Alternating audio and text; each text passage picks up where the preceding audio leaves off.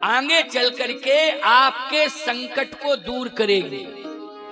लेकिन जिस समय सीता का हरण हुआ तो बोलो उस समय भगवान श्री राम के पास, सीता के पास पहुंचाने के लिए माध्यम कौन बनी थी? बोलो मुद्री। हनुमान जी को भेजा था सीता जी के पास, ईमानदारी के साथ बताओ क्या देकर के भेजा था? बोलो जल्दी। मुद्री देकर के भेजा था। यही मुद्री है, वो कोई और मुद्री नहीं है। ये वही मुद्री है जो सीता जी के संकट को दूर करने के लिए हनुमान जी के माध्यम से लंका जा रही है। ये वही मुद्री है। इसलिए परसा शीस सरोरुह पानी, ओ कर मुद्रिका दीन जन जानी। ये वही मुद्री है। कर मुद्रिका दीन जन जानी। ये मुद्री सीता को दे देना हनुमान। हनुमान जी ने कहा कि आपकी आज्ञा है तो मैं जा रहा हूं और ये मुद्री दे दूंगा। लाऊं सीता माता को? कह लाना नहीं है, केवल मुद्री देके वापस लौटना है। क्या देके? मुद्री देके। आपको गजब की बात बता रहा हूं, हनुमान जी यद्यपि ये प्रसंग सुंदरकांड का है, लेकिन प्रमाण देने के लिए आधार के रूप में, क्योंकि मुद्री का प्रमाण दे रहा हूं। और ये मुद्री आज राम जी के पास आ गई है गंगा के तट पर। और राम जी ने जब केवट ने कहा था ये संकट मोचन बनेगी मुद्री, तो आज ये मुद्री संकट मोचन ही बन रही है। प्रभु राम ने सीता के ऊपर संकट आया तो सीता के संकट को दूर करने के लिए लंका मुद्री भेजी है। परसा शीस सरोरुह पानी, ओ कर मुद्रिका दीन जन जानी। बहु प्रकार सीतहि समझायूं, ओ कही बल बिरह बेग तुम आयो। हनुमान ये मुद्री सीता को देना और हमारे बल विरह की चर्चा करके तुम वापस लौट आना। तो सीता माता के पास कौन रहेगी? ये मुद्री रहेगी और ये संकट को दूर करेगी, ये धैर्य बंधाएगी, सीता के लिए सहारा बन जाएगी। हनुमान जी ने कहा आपकी आज्ञा शिरोधारी है।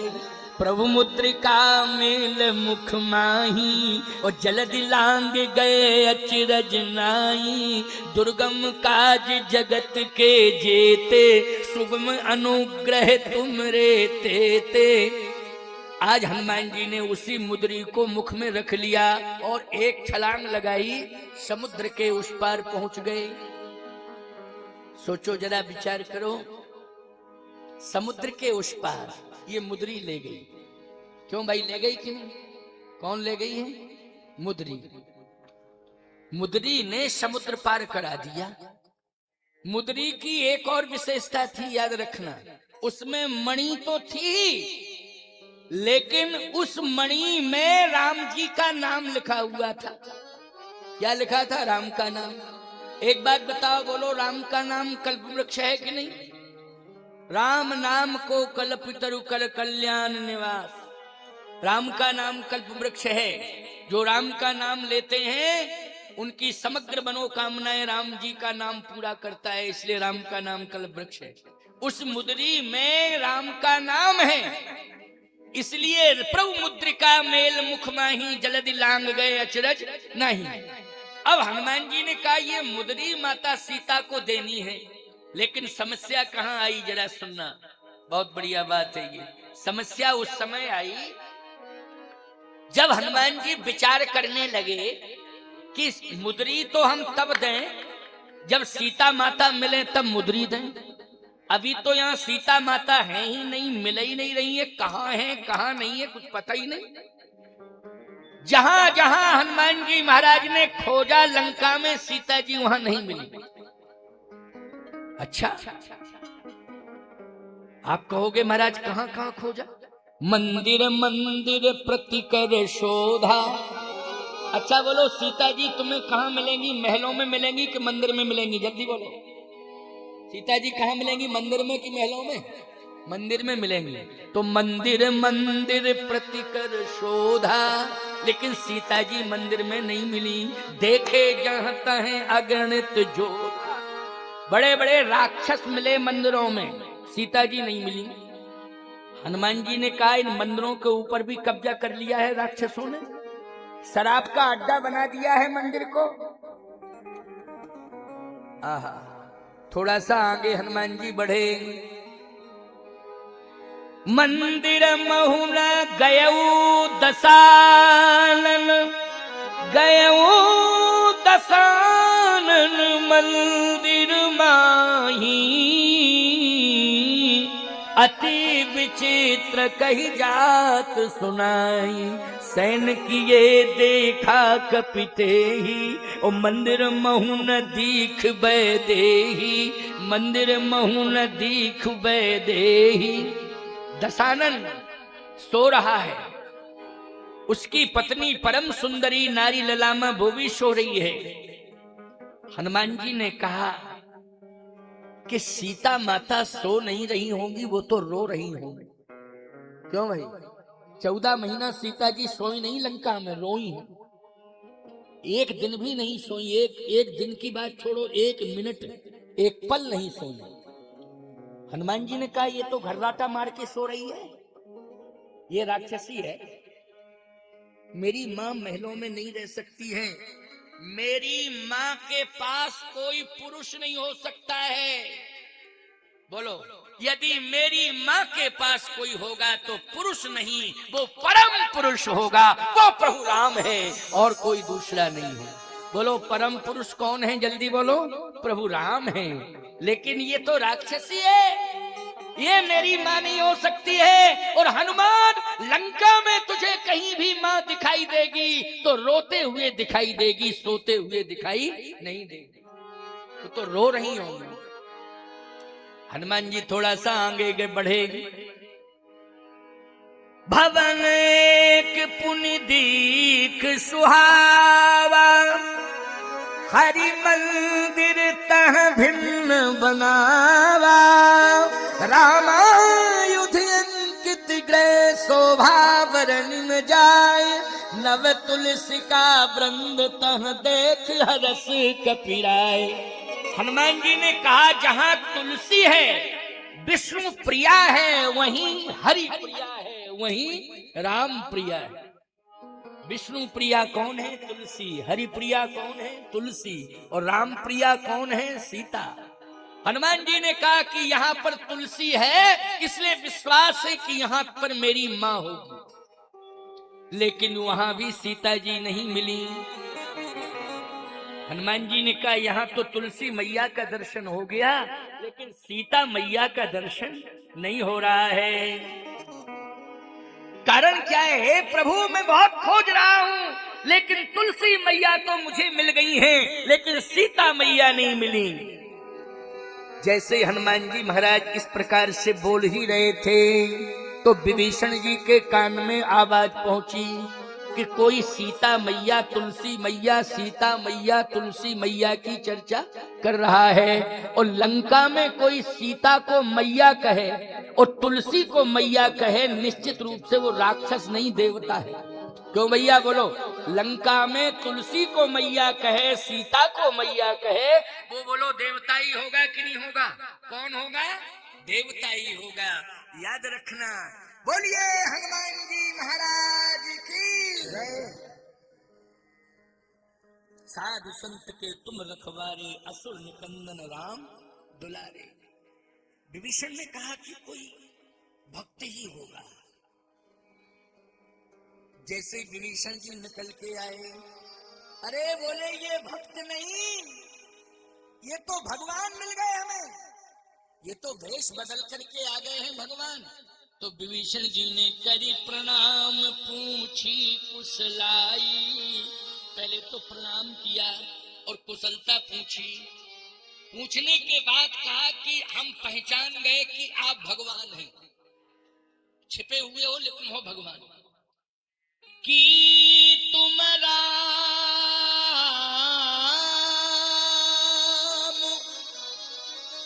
कि तुम राम दीन अनुरागी,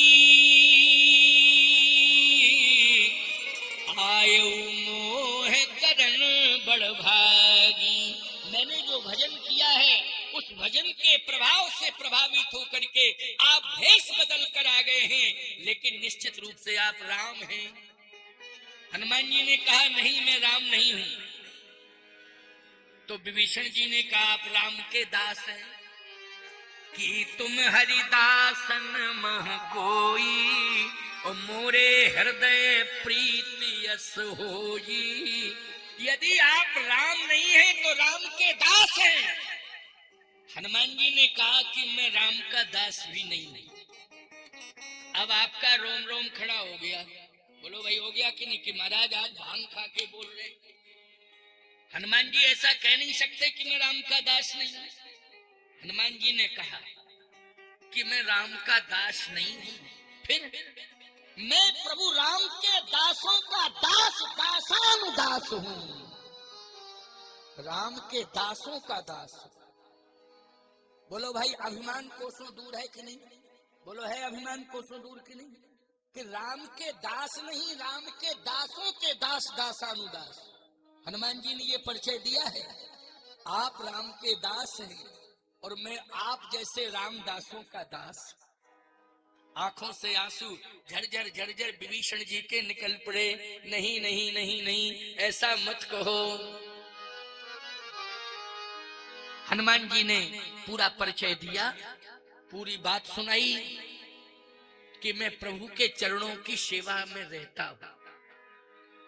विभीषण जी ने कहा कि सही बात तो यह है कि आपको प्रभु ने भेजा है मेरे पास।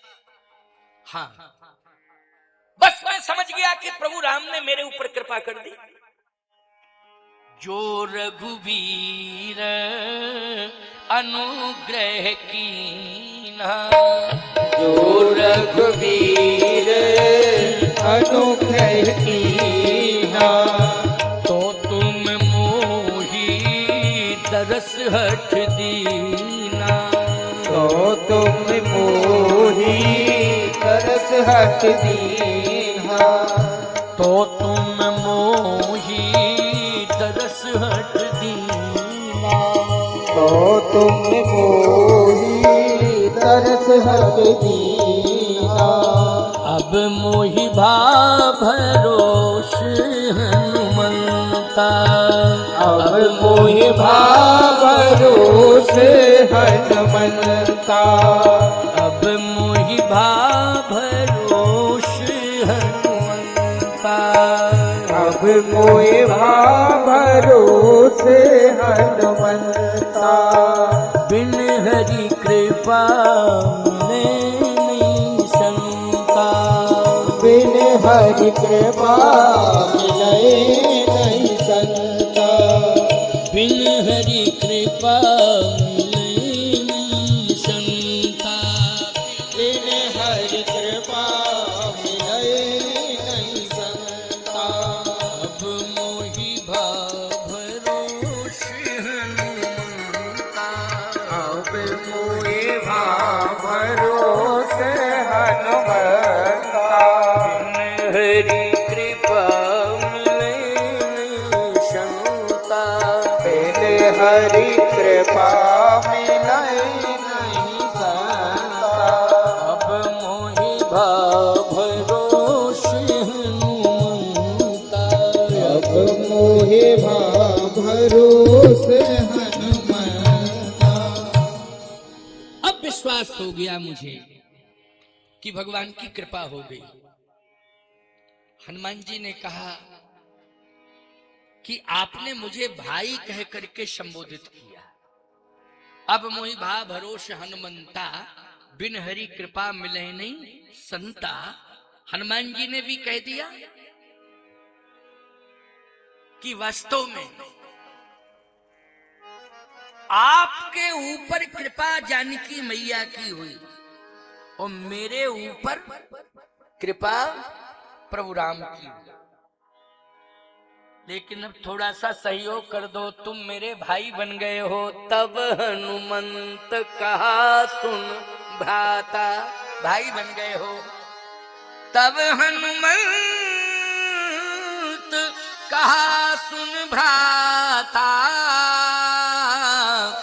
देखी चहूं जानकी माता। जानकी मैया का दर्शन मुझे नहीं मिला है, इसलिए आप मुझे जानकी मां से मिला दो। और आपको विभीषण जी ने कहा कि प्रभु राम का दर्शन मिल गया है। तो हनुमान जी ने कहा कमी तो मेरे जीवन में रह गई ना, जानकी मैया का दर्शन नहीं मिला। आपको मिल गया है जानकी मैया का दर्शन, लेकिन प्रभु राम का नहीं मिला, तो कमी दोनों में है। बस इतनी कमी मुझ में है कि मुझे माता जी नहीं मिली, आप में ये कमी, आपको पिताजी नहीं मिले। आप मुझे माता जी से मिला दो, हम आपको पिताजी से मिला देंगे। बस समझौता हो जावे, लेकिन आप माता जी से मिलाओ। विभीषण जी ने कहा कि मेरे पास सामर्थ्य नहीं है, लेकिन ईमानदारी से बताओ मुद्री में सामर्थ्य है कि नहीं, जल्दी बोलो। बस चर्चा वही मुद्री का उदाहरण दे रहा हूं। इसलिए आज ये मुद्री जो है कहां से कहां पहुंच गई है। जनकपुर से आई सीता जी के पास, और सीता जी लेके आई केवट के पास, और केवट को नहीं मिली ये मुद्री, राम जी को दी गई, राम जी के पास रही, और राम जी के पास से हनुमान जी के पास आई, हनुमान जी के पास से सीता जी के पास पहुंच रही। बोलो ये सिस्टम चल रहा है ना मुद्री का। ये मुद्री जो है फास्ट गति से चल रही है। मुद्री हनुमान जी के मुख में है, प्रभु मुद्रिका मेल मुख माही, इसलिए विभीषण जी को मुद्री दिखाई नहीं दे रही। क्यों? अगर उंगली में होती तो दिखाई देती। क्यों? उंगली में होती तो दिखाई देती। आजकल के लोग तो जो है अगर मुद्री पहन लेना 1 तोला भर की, तो राम राम भी करते हैं तो मुद्री, और भैया नमस्ते कैसे हो, दिखाना चाहते। ये देखो, एक बार क्या बतावे आपको, एक मनचला व्यक्ति जो है 1 तोला की मुद्री पा गया ससुराल में। कभी सोना देखा ही नहीं था, लेकिन चलो किसी तरह से उसको सोना ससुराल में इकट्ठा करके ससुराल वालों ने एक मुद्री पहना दी। अब वहां से चला, सबको मुद्री दिखावे, कोई मुद्री के बारे में पूछे ही नहीं सबको। और भैया ठीक हो, कैसे हो, लेकिन कोई ना कहे ये मुद्री कहाँ से आई, कब मिली, कैसी क्या। अब बड़ा परेशान, कोई मुद्री की बातें नहीं कर रहा है, कोई मुद्री के बारे में नहीं पूछ रहा है। एक हलवाई की दुकान पर बैठ गया, पहुंच गया, मिठाई नहीं खरीदनी थी, हलवाई की दुकान पर पहुंचा। हलवाई की पत्नी मोटी ताजी मिठाई तोल रही थी, लेकिन जानते हो उसने मिठाई उठाई को नहीं लेना था, मुद्री दिखानी थी। तो कहता है रसगुल्ला क्या भाव है? उसने कहा 200 रुपया किलो। अच्छा अच्छा, ये रबड़ी क्या भाव है? उसने कहा 250 रुपया किलो। अच्छा अच्छा अच्छा, ये लड्डू क्या भाव? वो समझ गई कि इसको खरीदना कुछ नहीं है, ये मुद्री दिखाता फिर रहा है अपनी ऐसे। तो उसने कहा तुम्हें लेना क्या है? अरे कहा लड्डू क्या भाव है? तो उसने आओ न ताव देखा, बाजू बंद था उसका 5 तोले का। उसने कहा रसगुल्ला 300 रुपया किलो, रबड़ी 250 रुपया किलो, और रसमलाई 500 रुपया किलो। बोल तुझे क्या खरीदना है? भागा चला गया, भागा ही चला गया। ये तो 5-10 तोला बाजुई में बांधे फिर रही है, हैं? ये क्या हम 1 तोले की अंगूठी दिखाते फिर रहे हैं? इसलिए ध्यान से मेरी बात को सुनना। हनुमान जी की मुद्री को कोई देख नहीं पा रहा है। अच्छा, सीता जी ने जब राम जी को मुद्री दी तो केवट ने नहीं देख पाई। बोलो देख पाई? जब राम जी ने हनुमान जी को मुद्री दी तो किसी बंदर ने नहीं देख पाई। और वो मुद्री प्रभु मुद्रिका मेल मुख माही, जलदि लांग गए अचरज नाही। वो मुद्री हनुमान जी के मुख में रही तो विभीषण जी भी मुद्री नहीं देख पाए। लेकिन ये मुद्री का चमत्कार है। विभीषण जी ने मना कर दिया कि मुझ में ये सामर्थ्य नहीं है, मैं नहीं पहुंचा पाऊंगा। क्यों?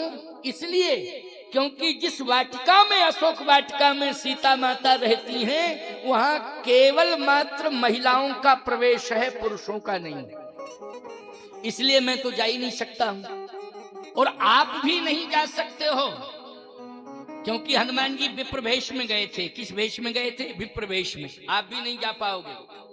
आप कोशिश करोगे लेकिन जा नहीं पाओगे, क्योंकि वहां बोर्ड लगा हुआ है, नियम का उल्लंघन मत करना, नहीं रावण कठोर से कठोर सजा देता है। हनुमान जी बोले एक बात बताओ, पुरुष का प्रवेश वर्जित है, लेकिन बंदर का? रावण ने क्या ये लिख रखा है कि बंदर भी नहीं प्रवेश करेगा? विभीषण जी ने कहा कि बंदर के लिए तो कोई रोक टोक नहीं है। अच्छा एक बात बताओ, अगर जज के घर में बंदर घुस जाए तो कौन सी धारा में अपराध सिद्ध होगा? जल्दी बोलो भाई, क्या सजा सुनाएगा बंदर को? बंदर स्वतंत्र है, चाहे वृक्ष की डाली पर चढ़ जाए, चाहे किसी के मकान में घुस जाए, चाहे किसी की दुकान में घुस जाए, और चाहे किसी के कमरे में घुस जाए, और चाहे वो पांडाल के अंदर घुस जाए। बोलो है स्वतंत्र कि नहीं?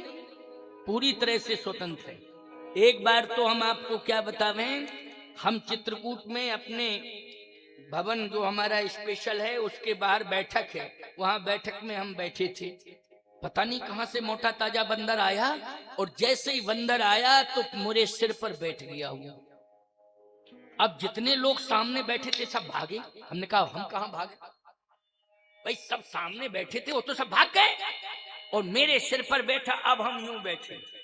हमने कहा जय हनुमान ज्ञान गुण सागर जय कपीस लोक उजागर रामदूत अतुलित बलधामा अन्य पुत पवन सुनामा संकट ते हनुमान छुड़ावे मन क्रम भजन। जैसे का संकट ते हनुमान छुड़ावे, बंदर तुरंत छलांग मार के भाग गया बंदर छलांग लगा करके, जरा भी खरोंच नहीं आई। बोलो हनुमान चालीसा का प्रभाव है कि नहीं है?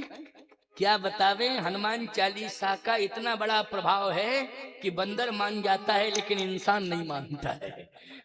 इंसान रोज हनुमान चालीसा पढ़ता है लेकिन मानता नहीं है, बस पढ़ लेता है केवल लेकिन मानता नहीं है। अरे हनुमान चालीसा को पढ़ो लेकिन हनुमान चालीसा के अनुसार चलो। याद रखना, चलोगे ग्रंथों की मर्यादा के अनुसार जो लिखा है, तुम हर समस्या से समाधान पा जाओगे, कभी भी कोई भी समस्या तुम्हें प्रभावित नहीं कर पाएगी। अच्छा बोलो, हनुमान चालीसा बंदर भी समझ गया कि नहीं समझ गया? नहीं तो बंदर चाहता तो कुछ भी कर सकता था, उसके पास तो इतने बड़े बड़े नाखून होते हैं कि खैर ही नहीं थी, लेकिन कहीं खरोंच नहीं आई और सिर पर बैठा रहा। बड़ा भारी बंदर था। हम क्या बतावे, हम तो बिल्कुल यूं बैठे रहे पत्थर की तरह।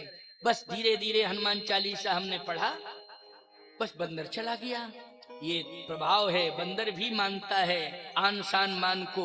अब आप कहोगे वो तो हनुमान जी ही थे, कुछ भी कह लो, लेकिन देखने में कौन लग रहा था? जल्दी बोलो, बंदर। और एक ही बंदर नहीं, वहां तो बहुत बंदर हैं।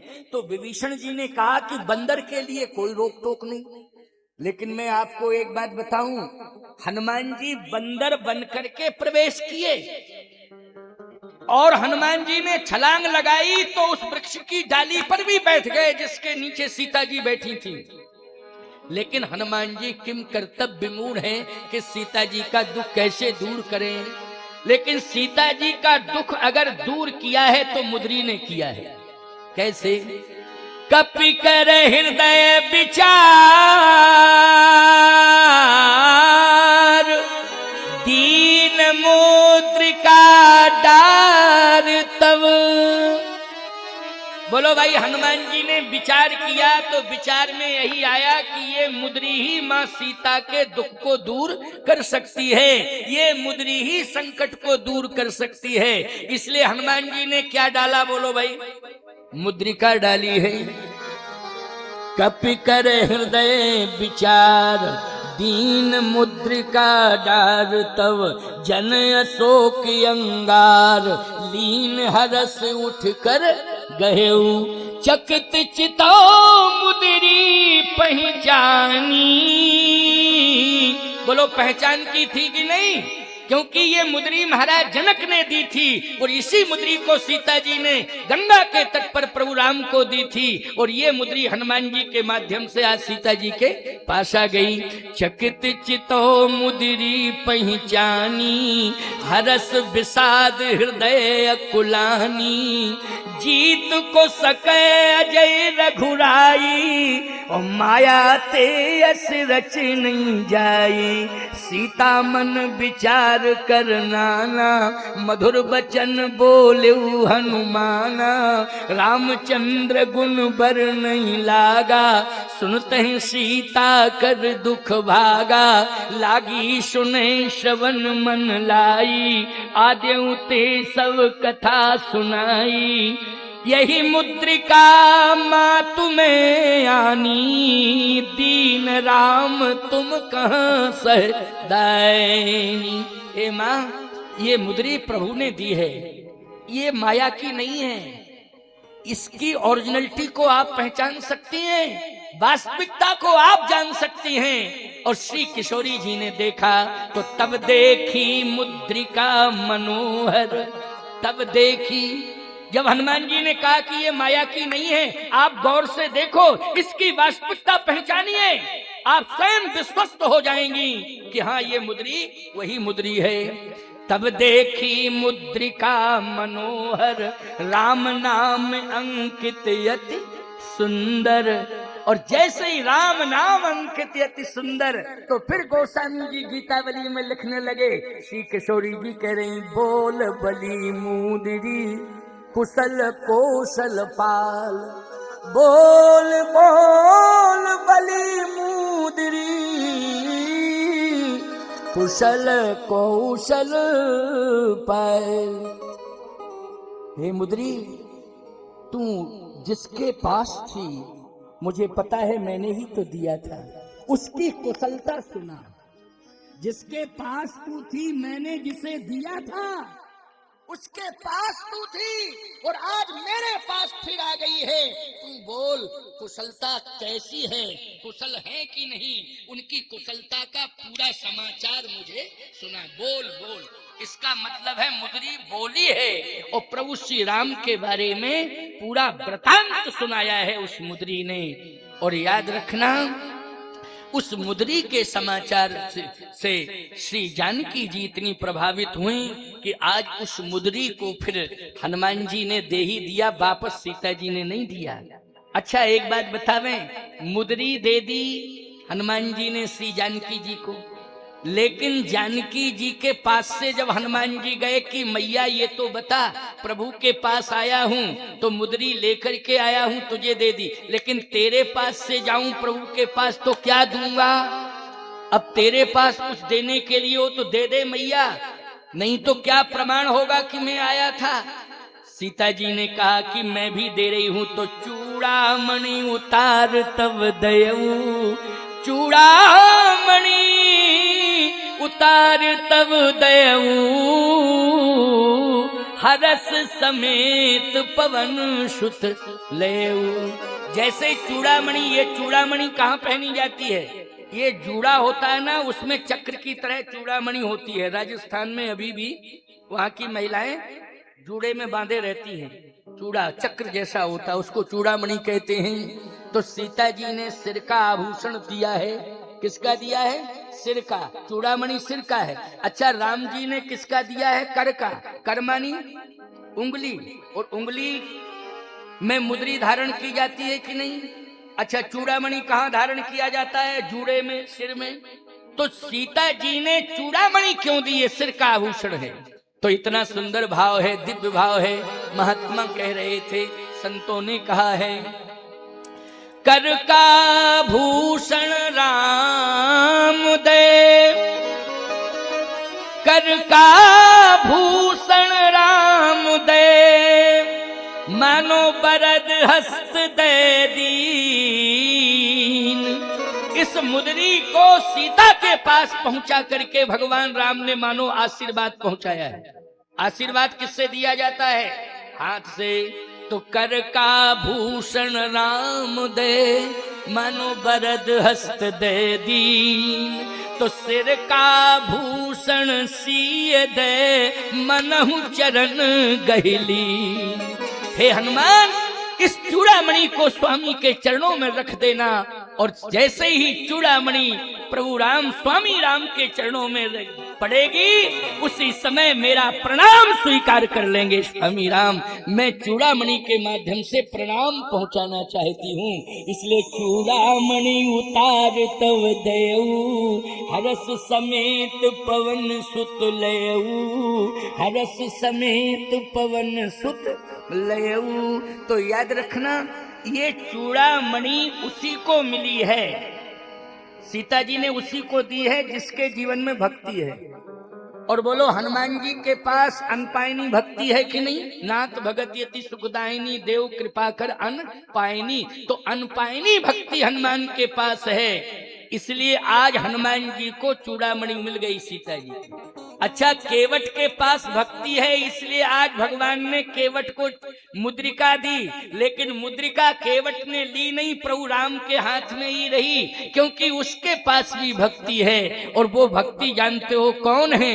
केवट कहता है कि मुझे ना तो कल्प वृक्ष चाहिए और मुझे ना खजाना चाहिए, ना अयोध्या का वैभव चाहिए, मुझे तो केवल केवल सिर्फ आपकी भक्ति चाहिए। तो बहुत कीन हट लखन सिए नहीं कछु केवट ले, ओ विदा कीन करुणा यतन भगति विमल बर दे। तो विमल भक्ति केवट को मिली और अनपायनी भक्ति हनुमान जी को मिली। चूड़ामणि के माध्यम से अनपायनी भक्ति हनुमान जी को मिल गई और मुद्री के माध्यम से, मुद्रिका के माध्यम से विमल भक्ति केवट को मिल गई। बोलिए भक्तवत्सल भगवान की जय।